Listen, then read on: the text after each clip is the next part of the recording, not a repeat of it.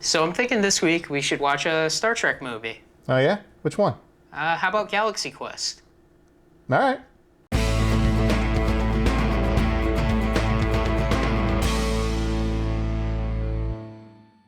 Welcome back to the Out of Touch podcast. I'm Chris, that's Bill, and today we are watching Galaxy Quest from, I don't know what year. 1999. Wow, really? Okay. Yes. That explains a lot. That's why I've seen this movie like a million times then.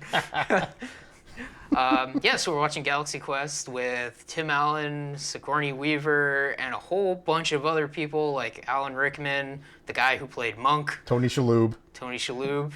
and Sam Sam Rockwell. And some other guy who I don't know, because I don't think he became super well known after this. Okay. I'm trying to think. What's that other guy you're talking about? The guy who played the kid character, Laredo. Oh, yeah, right. And Justin Long, too. Yeah, he's in this too. Yeah. So, Bill, what did you think of Galaxy Quest? I mean, I think I agree with the notion that this is kind of one of the best Star Trek movies. Yeah, it is. It's interesting because it's a movie about the people playing characters on a Star Trek-esque show. That get whisked off into a real space adventure inspired by their own antics. Yeah. First of all, this movie takes its premise from the movie Three Amigos. Okay. It's the same basic idea. They were movie heroes, mistaken for real heroes, called upon to actually try to save the day. That plot sounds familiar. They also reused it for the freaking movie A Bug's Life. Yes, I was just thinking that. Bug's Life is that movie combined with like Seven Samurai. Yeah, pretty much. Yeah, so I guess, how do we go about talking about this with all the weird antics?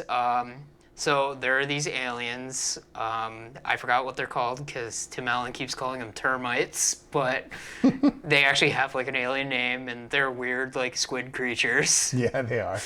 And it's very obvious that they're like weird aliens because the way they walk and talk and stuff. And they received Earth TV signals and thought they were historical records. And they've asked the crew of the Galaxy Quest, I forgot the name of the ship already. The Protector. The Protector, to help them fend off a evil alien. General Ceres. Yeah. And that's kind of where we start. Like, it starts at like a Galaxy Quest like convention where they're signing autographs and stuff. And they're all kind of washed up has-beens. They're stuck clinging to this one thing that they did because they just can't get real work. Yeah, it's interesting though because, I know this is like kind of based on like, Star Trek and like the Star Trek conventions, but like there's like a lot of freaking people at the Galaxy Quest convention. I guess that's how the Star Trek ones were like, because they did bring it back eventually after it got canceled in like the 60s. Yeah. So that's kind of, I guess, similar to this, where like they're kind of taking off of like what actually happened to the actors in Star Trek. Yeah, you have the one who played the captain, or in this case commander, who is resented by the rest of the crew. He was perceived to have a huge ego. Yeah, he's the only one that clearly is doing a bit better than everybody else. Yeah, he's got a fancy house for sure. It's interesting, like like Tim Allen, he's like the main guy. He is kind of like, I don't know, he never comes off as like a super asshole in the movie just because it seems like, he's kind of genuine with the fans, but, he has that moment at the beginning of the movie where he hears like, some kids like talking about how lame it is and stuff, and it kind of gets to him. Yeah.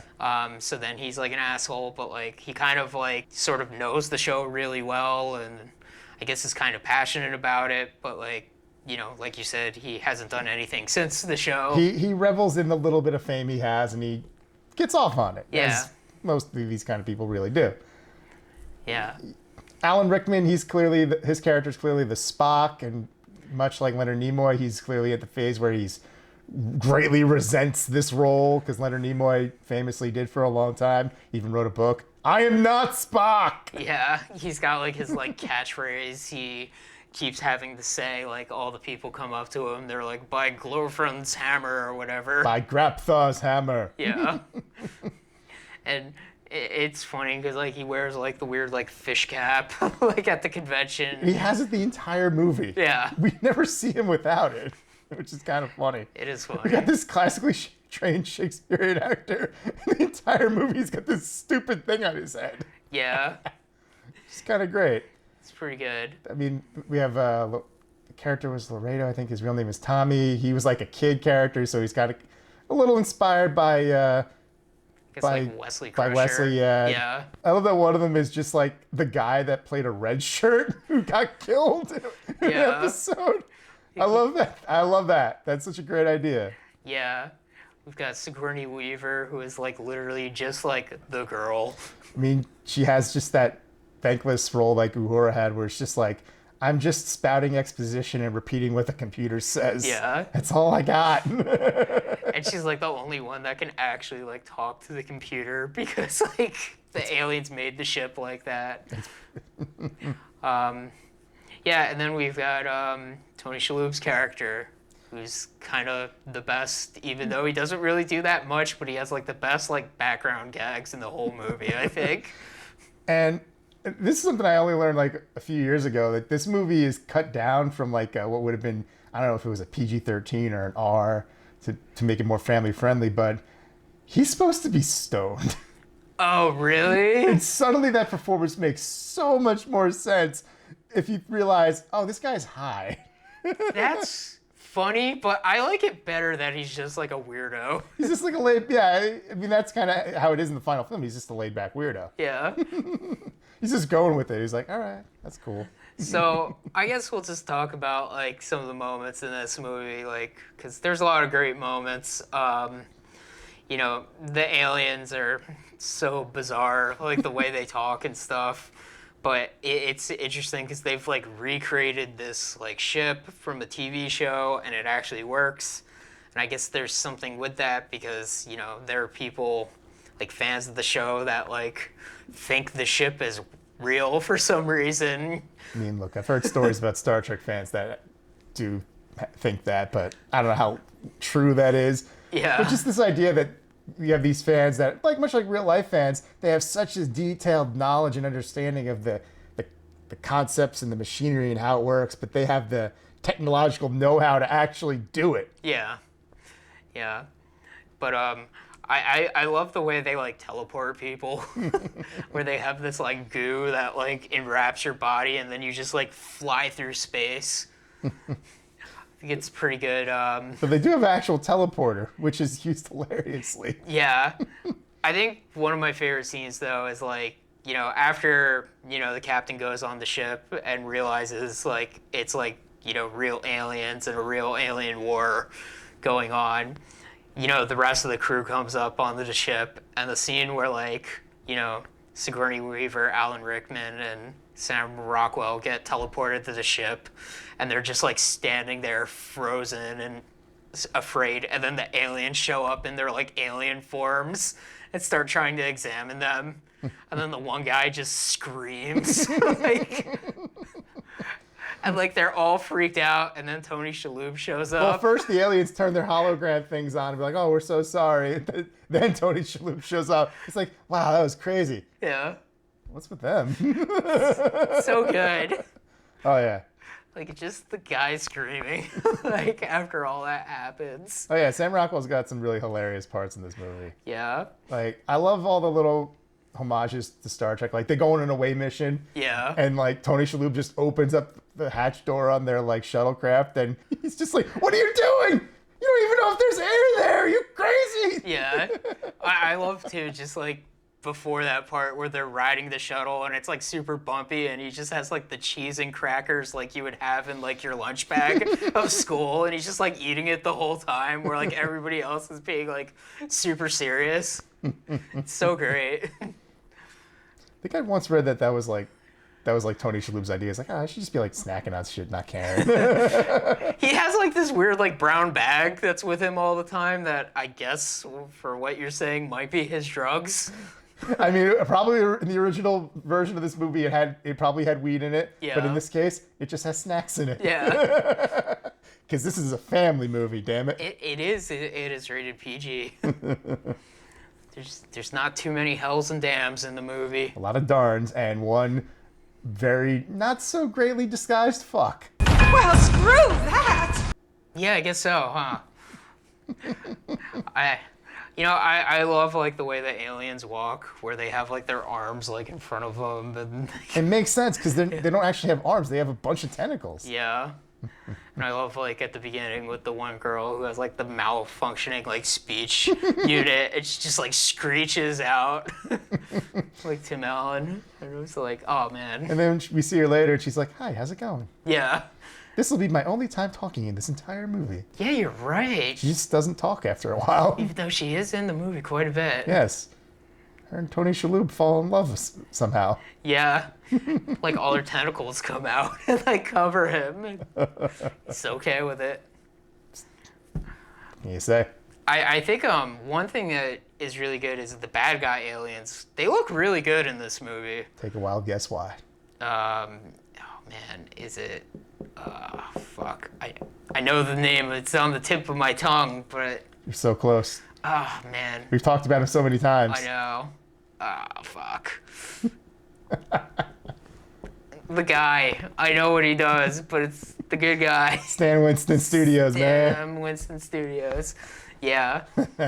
You know what I love too is the beginning of the movie when Tim Allen goes on the ship and he just like thinks it's all fake. You know. He thinks he's doing a fan film. Yeah. He's like hungover. He's just like whatever. He like tells like the aliens like yeah just shoot like a bunch of torpedoes at him and whatever after he talks to the main alien guy on the screen. And then when that main alien guy shows up again, when they go back, he's got like a robotic arm. His like eye is like covered by a thing. It's just like he actually fucked them up and like they're like permanently changed. And that guy's pissed off now. Yeah. The aliens remind me a lot of the Glorf from Megas XLR, and I wonder if maybe the people making Megas XLR were inspired by this movie. You never know. Yeah, especially since like the main alien, who's like the leader, he's got the robotic arm and everything. I was just like, holy crap. One thing I like is because this movie is technically a parody, an affectionate parody, Yeah. made with lots of love, Yeah. clearly. And I think one of the things that helps it, the villain is played straight. Yeah. He's not a silly character. He could have dropped this character in an episode of Star Trek and no one would bat an eye. He feels like a regular, generic, Yeah. very generic, but he's like a regular sci-fi villain that these actors have to fight. And that's Yeah. part of the fun. Like, I feel like in the wrong hands, the villain would be like quipping jokey, yeah. and like have like a freaking like a silly henchman that trips and falls and just dumb shit like that. Yeah. It's really just like the main bad guy alien, and like, there's a lot of other bad guy aliens too, but only that main guy actually like does talking. Like one or two of his like underlings talk, but that's about it. Yeah. I love when, he gets his revenge and he shoots out like, the protector out of, the sky, and they go through that minefield, and like the one guy who's piloting gets hurt, and he's just like so dramatic when he gets hurt. He's like crying, and like I forgot who picks him up. I think it's one of the squid aliens. Like just like picks him up like a baby, and he's like kicking his. I think it's the alien Mathazar, Yeah. And he's like, don't touch my arm. And he's like kicking his feet and everything. And then the next time we see him, he's just fine. Yeah. He's got like a weird like sci-fi cast on his arm briefly. But yeah, it's pretty interesting how like it's just like he's the one supposed to be like flying the ship. The beginning where the ship's like leaving its like docking bay is like the opening of like Star Trek the motion picture, except it like scrapes the side of like the docking bay, and it's just like so long, and like I'm not gonna lie, I think there was moments when I was watching one of the Star Trek movies when they were like leaving a port, and I was like, is this the one where they scratched the wall? Oh wait, that was Galaxy Quest. it's so good It's like it's so silent, and you just hear like the ship scraping against the wall, and then it finally gets out. But oh man, because like in Star Trek when that happens, it's like big and dramatic, and Fanfare, it's all inspiring. It's like, oh, but what happens when you drop someone behind the controls who doesn't know what the hell they're doing? Oh, they're gonna crash. And it starts like that too. Yeah. Like it's all dramatic, but then like as you see, like the ship is just like getting a little too close to the side. Well, the guy's So just like, good. turn right, you idiot! Turn right! Yeah. It's like they base the ship's control of how you control it, like on the show. He's like, but I was just moving my arms. Yeah. And later on, he has to like watch clips of himself to be like, how do I do this? Yeah. It's funny. What else should we mention? There's a lot of like great gags. I just love them having to like live the characters' lives and like deal with like the stuff that they hate about their characters, or like much like Laredo, like you've done this a million times, do it now. Like Tony Shalhoub has to deal with that with like the transporter, and he's like, oh geez, and when they beam up the thing inside out, and it fucking explodes. Man. I love how like they go to like engineering with Tony Shalhoub, and like he's just kind of like standing there, and he's just like, hey, they said like the ship's all like messed up and they can't do anything, and our deuterium core is cracked. Like it's just like 100% relying on the aliens. It's also kind of funny because it's like he's playing it so subdued. Because then you watch like Star Trek, especially in like, the movies, like Scotty be like, "What the lithium crystals have gone crazy, sir! We can't take any more of this!" Like just bombastic and loud, and he's just like, "Yeah, I think the thing's broken. I don't know." Yeah, he's just like so chilled out. It's pretty great. Yeah, and like you said, like that teleporter thing, where they teleport the creature and it just like arrives inside out and explodes, and you're just like, they're like, well, they made it for like humans, so it should theoretically work for people. That planet they go to too is like so stereotypical, like that Gorn planet they go to in like the very first Star Trek, or just we filmed this in the desert. Yeah, like rocks and stuff. There's those little aliens that they have on the cover of the movie that like look cute, but then they're all like vicious. Yeah, and the rock monster. Yeah, just like kind of like insane. It's like I fought that thing in a video game many times. Much like Shatner in Star Trek, his shirt's all ripped up. He even loses it at one point. And they freaking lampshade that. It's like, I see you lost your shirt. Yeah. We're kind of jumping around, but I do like the scene too where they arrive on the ship and they have like their banquet and everybody has like the food they liked on the show, and like Alan Rickman's character, they're like, how are your like whatever like crickets? And, and like it's just like weird squirming alien creatures in like a bowl of water. Yeah, it's supposed to be like stuff from like the places that they're from, so clearly the commander is from somewhere like where they make like Texas or something, and they have like he's got like a delicious steak. Yeah. We don't see what anyone else has, but yeah, freaking Alan Rickman's got the water with all the weird alien bugs in it. Yeah. He's like, oh god. He's like just like my mother used to make. And Sam Rockwell's just eating spaghetti. Yeah. It's pretty funny. Yeah, there's a lot of like detail in this movie like that. Oh yeah, it's such a well-made movie for like what it is. It's like this like spoof comedy, but yeah, I mean, even for something that you find out like, oh, this was kind of like heavily cut down for rating reasons. The movie is not worse for it. The movie it works fine. It works great because the thing it's parodying was not like Star Trek. Yeah, it gets a little dark, but it's kind of light in places too, and that's how this is. It's got its serious moments where some characters actually die, and but it's also it's a light adventure.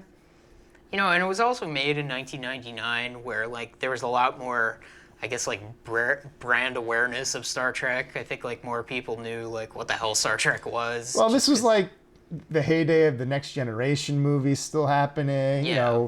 It wasn't we still weren't that far removed from the original series movies. So Star Trek, I would say, was probably more popular. Even though there's like 5 Star Trek shows, I feel like it's not as popular as it used to be. Yeah, they're kind of like all over the place, those Star Trek shows now. It's also like, Star Trek was like the smart show. Now it's kind of like more schlocky. Yeah, it's a very different type of thing now. But this is more in line with like the older Star Trek for sure. I guess like definitely parodying like the 1960 version. Yeah, and there's some Next Generation in there too. And yeah, some of them, maybe touch of the movies, especially with more the emphasis on like the action, which is more what the movies did over the show. Yeah, mostly due to budget reasons. Yeah, for sure. But I mean, the effects in this movie are pretty much on par with any other blockbuster of its era. Yeah.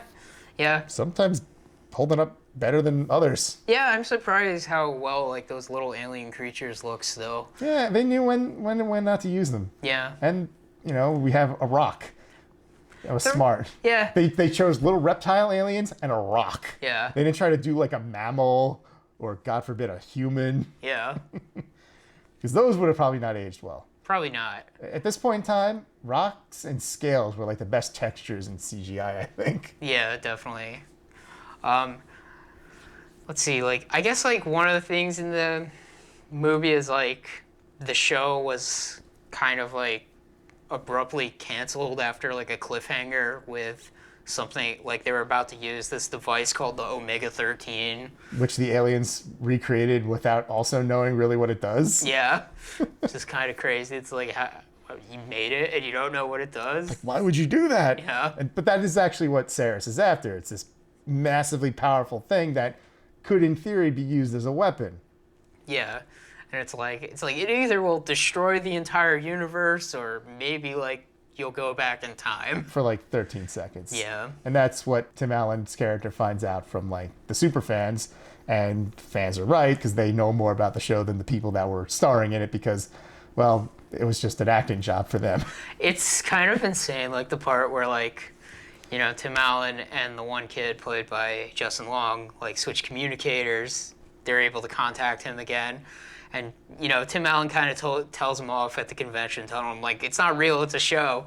Stop asking me, an actor, technical questions that I would have no possible way of understanding. Yeah. And, like, when Tim Allen calls him and, like, he's just like, oh, I'm sorry, like, like, I know it's a TV show and stuff. And then Tim Allen's like, it's all real. And he's like, I knew it. And it's just like, oh, no. Like... And I guess you could, like, argue, like, well, maybe the show was, like, really good at details and, like, they based the ship off of, like, real-world science. But, like, I mean, there's a lot of real science in, especially old Star Trek. I don't know about current Star Trek. Jury's out on that. Spore drives and what have you. Magic. Yeah, magic. Just magic. Iron Man suits and stuff. I have not watched it, but I've seen some clips. I think... The Force? Oh, man. It's going to be crazy. I don't know. It seems just weird. Kevin Kirk's going to, like, whip out a lightsaber. And... I mean, I've seen some kind of schlocky Z movie that Scotty did where he looked like he was wielding a lightsaber at one point. Nice. Yeah. But, like, these kids, like, they're, like, way too in the show. They've made, like, a whole, like, computer model of, like, the entire ship, and they have it, like, They have the detailed floor plans. Yeah, scaled, like, to perfection, pretty much. They like, know the timing of the booby trap hallway, which just exists for some reason because, well, it was in an episode, so they put it in the ship. This dangerous hallway where there's just smashy things for no real reason. And I love Sigourney Weaver's reaction to it. She's like, why? Why is this here? This episode was badly written! Yeah. I love that she just says whoever wrote this episode should die. Yeah. I like how the aliens, like the good aliens, I should say, the termites or whatever they're called, have no concept of, like, lying. So, like... Well, they're slowly getting a concept of lying, but they have no concept of fiction. Yeah. So the fact that Gilligan's Island... those poor people. I'm like, oh my God, is Gilligan's Island a tragedy to these people? That's the best. It's like, well, like, it's fake, like Gilligan's Island. And then there's just like those poor people. It's like, oh no. I think they mentioned some other show too, but like, it's pretty funny how they just take everything so literal. And they think like everything is historical records. And Yeah, when they're forced to confess the truth to Saris, and they show him the historical documents, and Saris is like, oh my god. yeah. He just starts laughing. Because like he just immediately knows what it is. Like his alien race clearly has TV shows. Definitely. Yeah. You know, he doesn't understand, like, oh, for fuck's sake.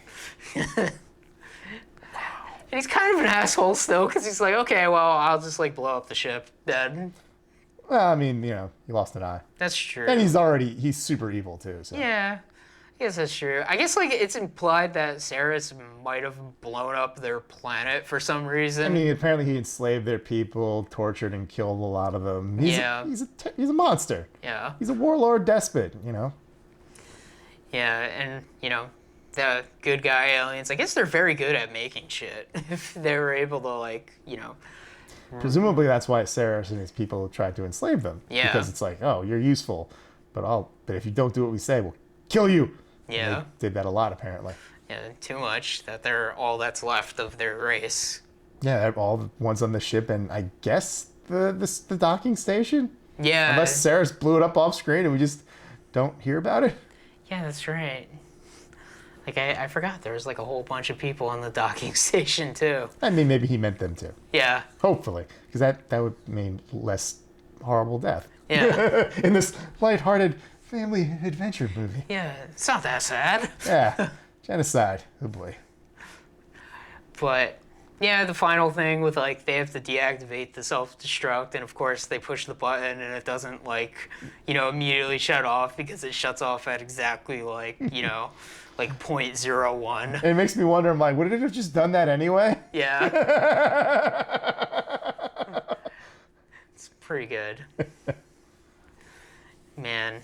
I guess like, you know, the ending of like them crashing the ship into that convention center. Well, before that, they pay off the Omega-13. Oh yeah, right. They blow up Saris' ship in a pretty cool way because they go back to that minefield with the magnetic mines. They drag a whole bunch of them and slam it right into his ship and blow him up. Yeah. But he manages to beam out of their ship just in time, and he disguises himself as Tony Shalhoub, and he starts shooting everybody. That's right. Then the Omega-13 temporal do-over, I guess. And they stop him. They crash on stage just in time to look like a very overly dramatic and destructive stage show. Yeah, which is weird because like all like the kids that are like the super fans of Galaxy Quest have to like lead the ship with like fireworks to the convention center, and then it just crashes into it. And I don't know, it's weird. Like there's a guy at the podium that just like starts introducing the cast as they. He's like, why don't people ever tell me about these things? Yeah. Meanwhile, the owners of the convention center are like, what the hell? It's gonna cost millions of dollars to fix. What is that thing in the building? Yeah. It's a good thing they never made like a sequel to this movie, because like this is a movie you really can't make a sequel to, because it's just like, how do they explain the ending of this? Like, because like it has like a pretty good ending where like, you know, they got on stage, they all are loved by the fans, the evil alien shows up and Tim Allen disintegrates him. And then they bring back the Galaxy Quest show. Yeah, with a couple new characters. Yeah, Security Chief Buddy. Tony Shalhoub's girl, Squid Girl. Literally has her like alien name, and it's just like Jane Doe. Jane Doe as Laria or whatever. Yeah. It's pretty interesting. It's like the next generation. More or Like, less. I mean, going back, because we've been just all over the place. I do like the payoff of Alan Rickman's character constantly rejecting the catchphrase. Oh, yeah. But then there's the one alien guy who's like a super big fan of his character, that he's just like, I've embraced your people's teachings. And like, I think of you as a father. And he gets shot and killed. And he says the quote, like full sincerity, and then just goes berserker rage mode. Yeah. And starts killing motherfuckers. Yeah, his head thing gets all messed up. Like, we see him like attack the guy, and then the next thing we see him, he's like covered in blood and it's all ripped up. It's like, damn, what'd he do? Yeah. Like, what happened off screen? Yeah, it's weird. Like, we don't really know too much about his character from, like, the show. We just know, like, he's called, like, Doctor something. Yeah. So I guess he was the ship's doctor, but... Yeah, I guess his character is a little McCoy, a little Mr. Spock. Yeah. It's also, I guess there's like a touch of Worf in him. With Yeah, the, that's what I was thinking, because his culture is, like, has, like, you know, you will be avenged. Yeah, there's like a warrior race element to it. So yeah, there's just like a touch of Klingon in there, I guess. Yeah. This is interesting. Yeah, he's like an amalgamation of a lot of different Star Trek characters, I guess. Yeah, at the very least. Yeah, you know, like, if you've never seen this movie, it's a really great movie. If you like Star Trek, it's a great send up, but also tribute to Star Trek. Yeah. It even celebrates the fandom of it, because like the fans help save the day. Yeah. I feel like if they made a movie like this today, there'd have to be some evil fans, because they'd feel necessary to talk about the toxic side of the fan base, because we got to talk about those weird nut jobs. No, I don't want to see that. No, I wouldn't want to see it either. That's annoying and stupid. I know, but like, you know that. I know that's exactly why it would happen. Yeah, like one of the fans would join sides with the aliens for some reason. Yeah. Because it's like, I don't want the new version of the show. I want the show to burn or something. So dumb. Yeah, it'd be very bad. Yeah. Though they did try to make a follow-up several times. They got Really? very close once. Wow. I can't even They almost, imagine and I think what that it would be. I think the idea was like, one of the ideas was like some kind of TV thing. I think the one that almost happened was like a TV series, but the thing that killed it was, well, Alan Rickman died for real. Yeah. I kind of killed that version of it. There was talk of doing some kind of like next generation kind of riff, where like the old passed to the new or whatever, but nothing's really come about of it. I think they have made some comics, but that's about it. Yeah. But you're right, it is very much you can only do this once kind of premise, really. Yeah, and it works, you know, it's like everything doesn't need to be like serialized, and like this is like a great standalone movie with like a beginning, middle, end, and like it's like, oh, okay, cool, like I want to see more stuff like that. I don't need everything to go on forever, damn it. Multiverses, giant sprawling unending franchises, reboots, remakes, retreads, recall, sequel, prequel, Man. prequel again because we fucked up the first time. See, the only like way I could see them doing another movie like this is like maybe in like 20 years they do a movie about like a bunch of actors that were in like a Avengers equivalent type of thing, and some aliens think they're real superheroes, but they're not. I don't know if that works though, Yeah. because the fact that they're space adventurers leans into that better. Yeah, I don't that's thi- true. I'm sure there's some way you could do the Three Amigos story again in another way. I don't think Aliens is the right way to do it with a superhero thing. Yeah, I don't know how you would do it. I was just like kind of thinking of like what's, you know, the big popular thing right now. And I'm sure there's a way to do a superhero version of like that kind of story. Yeah. I don't know. But like, you know, like you said, it's like the Three Amigos. I'm sure like this type of story will be told again, but like in a different way, of Yeah. course. I'm sure it's been told a few other times as well, but the big one is Galaxy Quest and The Yeah. Bug's Life. Those are the big Yeah. ones that I'm aware of. Yeah, for sure. This movie's really good. Go watch it. And It's the movie that, if you believe in the Star Trek even odd curse, oh yeah, that if you slot this into as a Star Trek movie, it makes it work again. Even though I think that is bullshit, because I think Star Trek 3 is pretty good. But if you think that the odd number Star Trek movies are all bad, if you count Galaxy Quest as a Star Trek movie, it balances out the fact that both Insurrection and Nemesis weren't very good. that is kind of weird. And though it also makes me realize that, that Star Trek 4 that J.J. Abrams keeps trying to make is probably doomed to be terrible. Oh yeah, Because the last one was pretty good. Wasn't that the movie that they announced like we're making it, and then like all the people that are supposed to be in it are like We're doing what now? Yes. Okay. I can't believe they did that. Yeah. They like they try to trick their investors into saying like, we got Chris Pine and the entire cast all back for Star Trek 4. Meanwhile, all of them were like, I'm sorry, what?